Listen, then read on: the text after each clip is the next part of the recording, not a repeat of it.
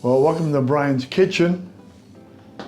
I love cooking. I've been cooking since I was a child because out of necessity. And now we're having prime rib. This is prime rib is a very expensive meat, very tender, and there's several ways of cooking this. So this is what they call a bone-in prime rib, which means, if you see here, the bones are here. So sometimes with prime rib, you have excess fat, and you just trim the fat. Now you want to keep some fat on there. They call this marbling. So this is very unusual not to have a lot more fat on it. So whoever prepared this did a really good job at demobilizing. So tomorrow, or when we cook this, so a lot of times what I do is I find the joint and I just cut between the bone. And tomorrow you'll see that this will shrink. And again, a lot of people cut this off. I don't like cutting it off. So by doing it ahead of time, tomorrow you'll see it's a lot easier. So again, I like cutting. A lot of people, what they do is they cut it out and they expose the whole rib. You have to have a sharp, this is a sharp knife, thankfully. All right. So, we have this. So here's rosemary. And so I'll put the rosemary.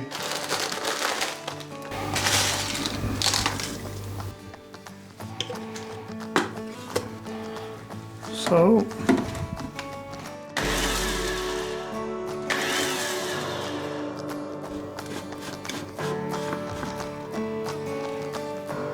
very nice. These are very small garlics, and so a lot of times, I peeled the outside, but this is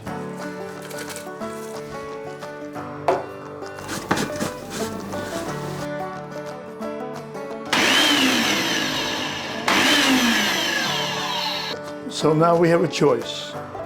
We have a choice to put oil, or we can choose butter to make a paste out of this. So I'm going to take butter. We take butter. There's a funny label to it. And I'll put a little oil in here.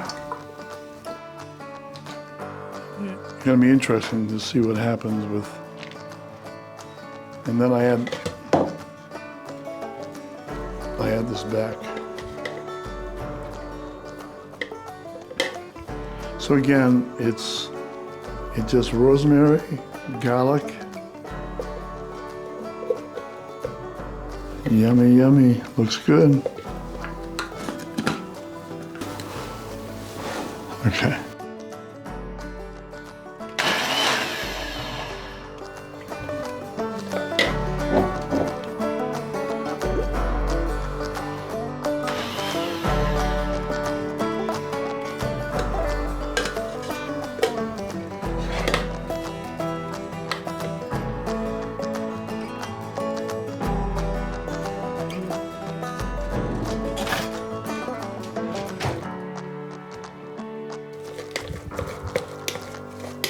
And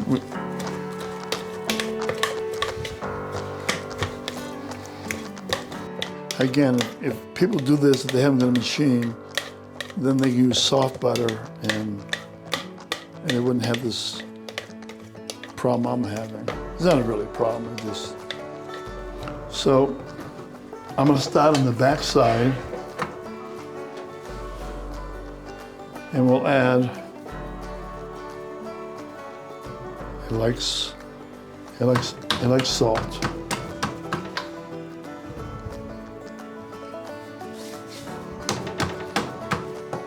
And pepper.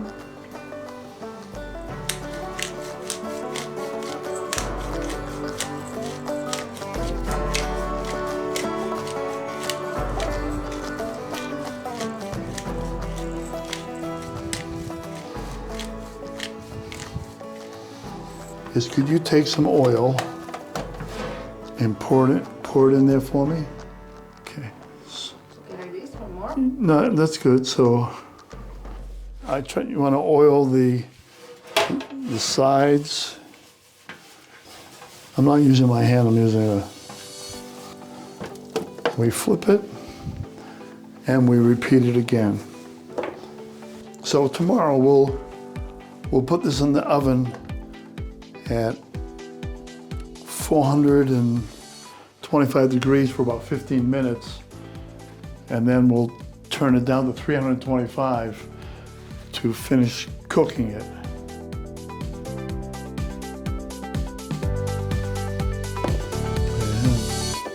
Thank you for the pepper you brought, that was awesome.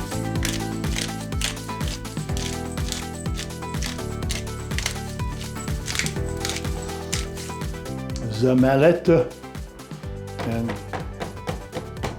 the reason you want to pound it in is because when we put the pesto on, it can remove it. And I'm looking at this, and I need more salt and pepper.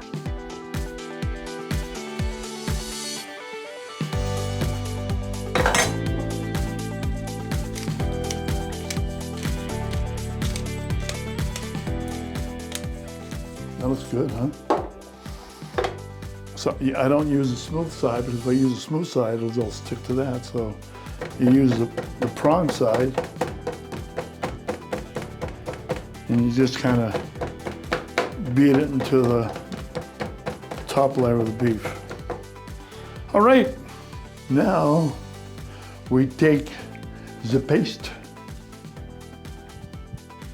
You see, by using the butter, it really sticks on there, whereas if you used oil only, what happens is that a lot of the herbs would fall off. So I'm not quite sure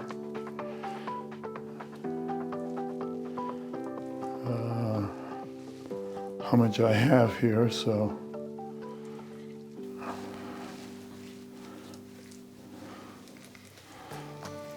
That looks good, doesn't it? I forget who does a song. It's called "Isn't It Lovely?" I think, who's that? Remember the song, "Isn't It Lovely"? Who? Isn't she beautiful?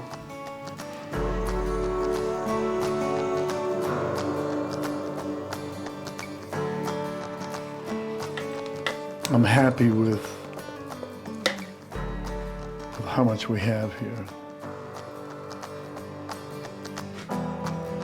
We have to take out of the refrigerator for a couple hours, because when you cook prime rib, it has to be room temperature and not from the fridge. And what I did before you came is I unwrapped it, I dried it. Because if you don't dry it, the moisture that's in the beef, it resists what we're doing. So I'm happy.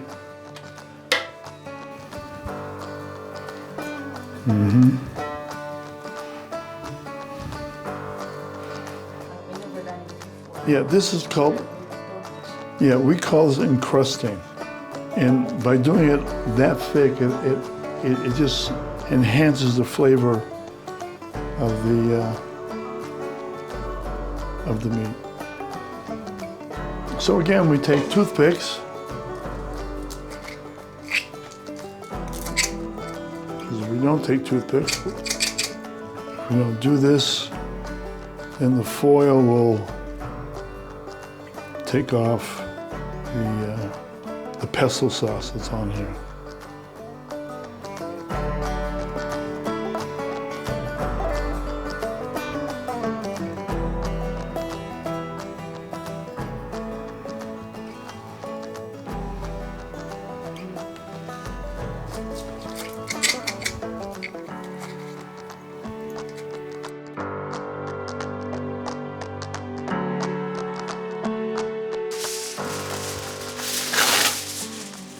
So this will marinate probably pretty close to 24 hours.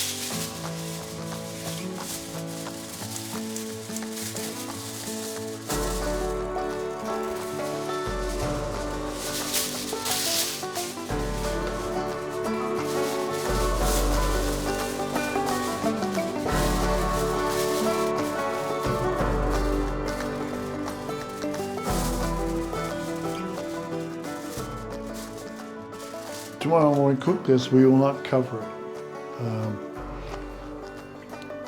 When you cook it at a high temperature, it kind of sears the outside, and then you cook it at a slower temperature, but you don't cook it with foil on it. So now we're ready to open the fridge. Thank you. This is the broccoli that we will steam. And this is what we call in the States a butternut squash. And we'll steam that as well. And if we can, we'll try to steam the asparagus.